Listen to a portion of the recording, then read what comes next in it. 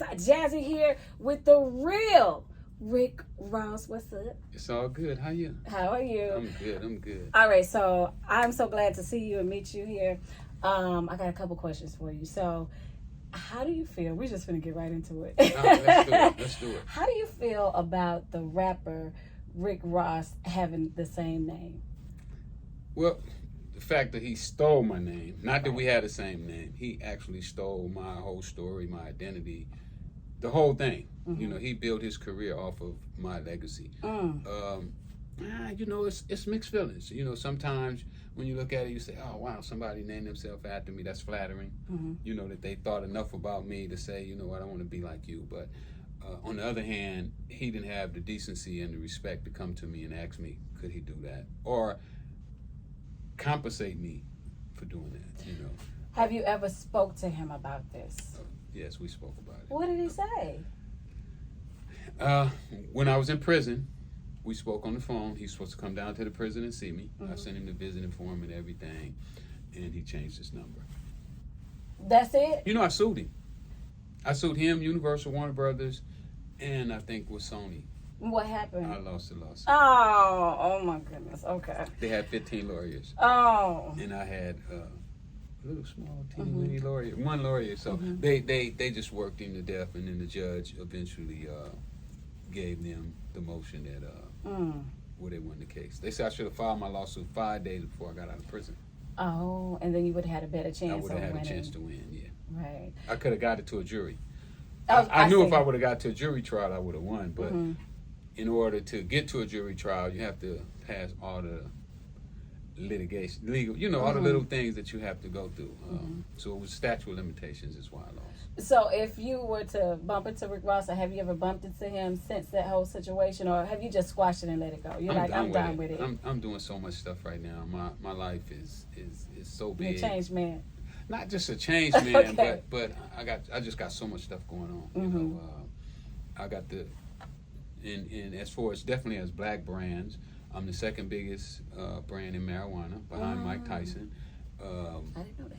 Yes, I'm getting ready to shoot a motion picture with Reginald Hudlin. Okay.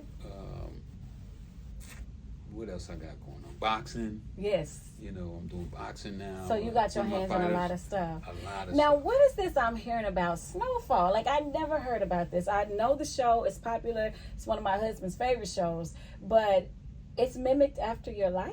Yeah. If you go to John Singleton's page, when my documentary came out, Freeway Cracking the System, stayed on Netflix for a year and a half. Me and John is on a picture, and he's holding my book in his hand, and he said, Rick Ross, great story, Snowfall coming soon. Now, I don't really go on social media like that. Okay. So I didn't really pay attention to it until after Snowfall came out, and then I saw the show, and I was like, wow, John stole my story. And made a documentary, made a movie about it, and didn't count me in on it. So he definitely took anybody who read my book will tell you, or watch my documentary. So how is that okay? Is that because he loosely based it? It's kind of fictional? How is he able to get away with that? It's fictional, and then I have so much stuff in what they call intimate domain, you know, where I've been in so many newspapers and magazines that those things really become open to the public. Okay. So there's nothing you can do about it? I don't know. You know, I'm talking to a lawyer right now who says he thinks he can. I don't really care anymore. You know, it's like I was more disappointed in John as a friend because I felt that we were friends. You were stabbed in the back. He was helping me do my movie, you know, and for him to go out and do a documentary, and then he knew my financial situation. I just got out of prison. I was broke. I needed help. You know, he could have gave me a job on the set as a consultant or something, you know, let me make a little money. And to know that he does a drug movie about LA and loosely based on me, and don't give me a consultant job or anything. Well, last time I seen him before he died, he told me he owed me some money. And you know, the pandemic hit and all the stuff went in. How do you feel now that he has passed away? I don't like him. Okay, we're gonna let that We're gonna leave that right there. I mean, he done passed away. It doesn't change it. No, it don't change who he was. You know, he was low down. You know, he wasn't cool. Wow. Yeah, And that it is don't wrong. matter. It don't matter if you're dead or alive. If you ain't cool, you ain't cool. You know, I'm not one of the ones that go to the funeral. You know, and I'll be standing up there like, oh, he was a great guy, and he did this and he did that, and it's all bull. Right. You know, I keep it real. You know, Okay. and he didn't do me right. And if anybody asks me, you know, I'm gonna let them know. You know how I felt about it. Well, do you watch the show at all? I mean, are you happy that, well, it's kind of doing me justice. It is popular, you know. Well, you know, I got a podcast off of it. Okay. I got a podcast called After the Snow. I'm doing it with the guy Dave Mays, who started the Source magazine. He contacted me one day and was like, man, I got a great idea for you. And when he first told me, I never watched the show. And I was like, I don't really want to, Snowfall, you know, got a bad taste with me. And I was doing so well with other things that I didn't want to be distracted. Like with the rapper, when I got out of prison, that lawsuit distracted me from doing the things that I really wanted to do.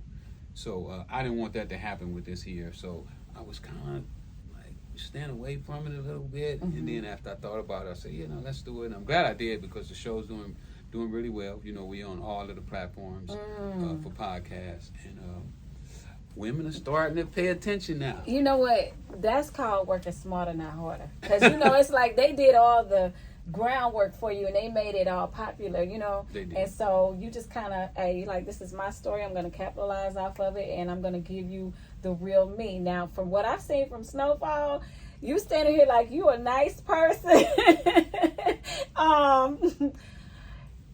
Well, they got it twisted. You was kind of vicious. No, not at all. Never? They traded my brain with violence. So you were never violent. I'm smart. I'm smart. He's still smart. He like No, I'm smart, not violent. Violence is for people who can't think. You know, they let their emotions take over. And even Franklin, you know, Franklin and him had lunch, you know, together. And he was telling me how he wished that I was on the set so that he could pick up more of my characteristics. And just everything. And he was going to go to the people and talk to them about bringing me on. But that didn't happen. That's either. interesting. What do you think about all of the rappers out right now? And, like, you know, a lot of rappers are getting shot and killed, and it's the image that they putting on. And you just said working, you know, you're smart, you're intelligent. What do you have to say to those, you know, living this kind of crazy life? Well, you know, I just spoke in Boston the other day, and I talked about the rappers with their violent songs are really creating violence for our community, and that we need to try to change that and bring more happy and go-luckiness to the world. And this one rapper walked up to me and said he was never going to rap that type of music again. So I definitely believe that we have to change that, because almost every week a rapper from somewhere is getting killed. Said it's harder being a rapper than a gangster these days. I mean, well, like, they get shot tell down. the difference. You can't tell the difference. You can't tell the difference now. So I think that we need to change our lyrics, because, you know, it's affecting a lot of our young people. Our young people hear them rap that stuff and they don't know that these guys really didn't do what they say they did. And the guy who stole my name is a perfect example. You know, he's a gangster rapper, but he was a correctional officer. So we already know that his record was spick and span. Okay, I'm going to leave that right there. Thank you so much for your time. I appreciate it. Thank you. So if anybody wants to follow you, your podcast, your story, all that good Freeway stuff. Ricky on Instagram, Freeway Rick Ross on Facebook, and Twitter, and TikTok is Freeway Rick. All right. And After the Snow. After the Snow. He's in boxing and everything. You can follow me at Jazze Radio-Chica. That's Jazze Radio-Chica.